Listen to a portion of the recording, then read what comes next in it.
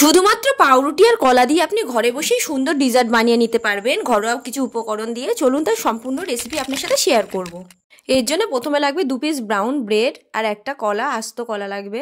আর আপনার কাছে যদি পাউডার সুগার না থাকে আপনি বাড়িতেই চিনি বেটে আপনি ওটা পাউডার সুগার বানিয়ে নেবেন। এক প্যাকেট কফি লাগবে, একটা ডেয়ারি মিল্ক, আর আপনার কাছে যে 10 টাকার দামের যে পাউডার দুধ থাকে সেটা নিয়ে নেবেন, একটু টক দই আর একটু বাটার নিয়ে নিলেই হবে।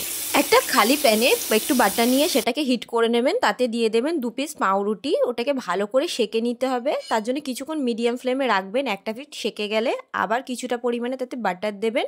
বাটারটা ভালো করে মেল্ট হয়ে গেলে আবার ওটাকে একটু উল্টে নিয়ে ভালো করে ক্রিস্পি করে নিতে হবে 2 পিস পাউরুটিকে। এবার আমরা একটা স্প্রেড বানিয়ে নেব, তার জন্য একটুখানি 2 থেকে 1 চামচ টক দই নিয়ে নিতে হবে। তার উপরে 1 চামচ বা 2 চামচ আপনার পছন্দ মতো মিষ্টি অনুযায়ী পাউডার সুগার দেবেন, আর দেবেন কফি, সেটাও আপনার প্রয়োজন অনুযায়ী দিয়ে দেবেন। তারপর ভালো করে ওটাকে ফাটিয়ে নেবেন যাতে কোনো লাম্পস না থেকে যাবে তার মধ্যে। এবার নিতে হবে টোস্ট করে রাখা 1 পিস ব্রেড, তার উপর যে স্প্রেডটা বানালাম ওটাকে ভালো করে আপনাকে স্প্রেড করে নিতে হবে।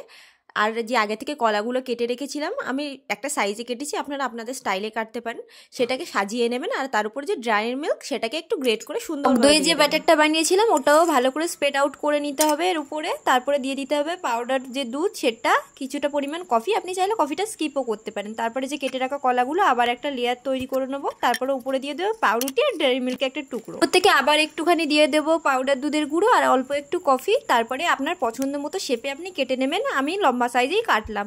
দেন তৈরি আমাদের সুন্দর একটা ডিজার্ট, আপনি যে কোনো সময় উপভোগ করতে পারেন।